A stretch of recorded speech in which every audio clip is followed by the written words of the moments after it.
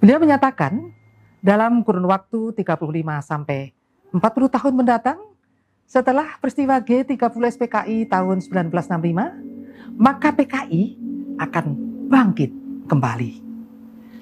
Jenderal Sarwoedi mengungkapkan bahwa caranya dilakukan PKI dengan jalan penyusupan di segala bidang melalui pemerintahan, partai politik, militer, dan budaya, seperti yang pernah dilakukan PKI sekitar 1950-1965.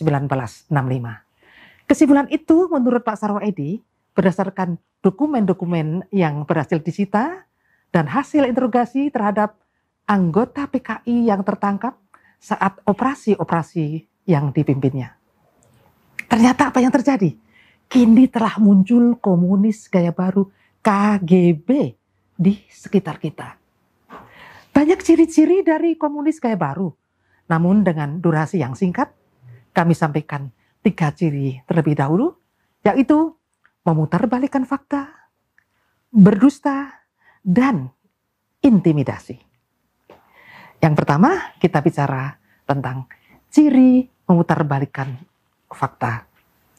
PKI sebagai pelaku pemberontakan G30S tahun 1965 telah diputarbalikkan PKI menjadi sebagai korban melalui tulisan-tulisan di media atau beberapa buku yang ditulis dan dijual melalui toko-toko buku.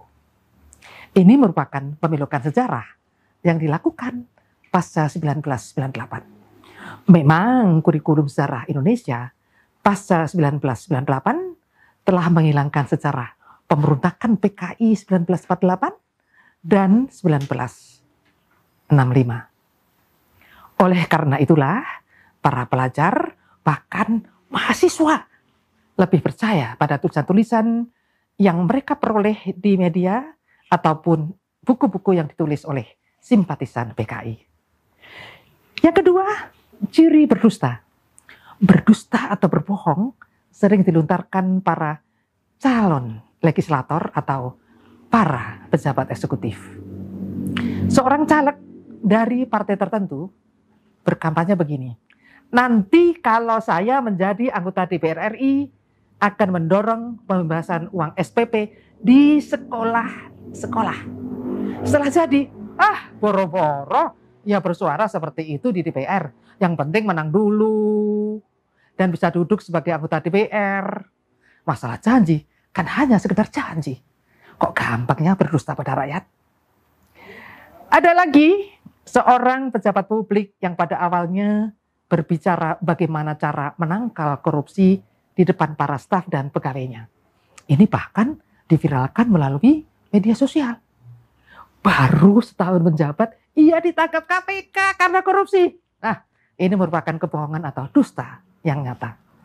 Jadi yang ketiga adalah ciri intimidasi. Banyak cara intimidasi yang dilakukan oknum belakangan ini. Seorang pejabat KPK, Komisi Pemberantasan Korupsi, pulang dari sholat subuh di masjid, disiram matanya dengan air keras. Terlepas siapa pelakunya, ini kan merupakan intimidasi terhadap pejabat yang pernah membongkar korupsi di Indonesia. Ada juga seorang ulama terkenal, kita sebut Syekh Ali Jaber.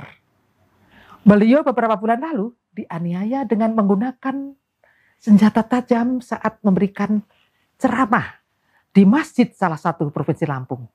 Setelah pelakunya ditangkap, kok dinyatakan sebagai orang gila? Ada ya?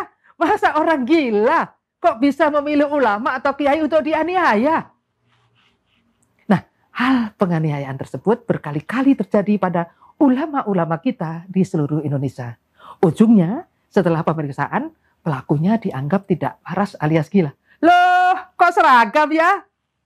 Penganiayaan terhadap para kiai persis dilakukan PKI pada tahun 1948 dan 1965. Intimidasi seperti itulah juga merupakan ciri komunis gaya baru. Saya Maria Juraida dari IWatch. Sampai jumpa. Billahi taufiq wal hidayah. Assalamualaikum warahmatullahi wabarakatuh.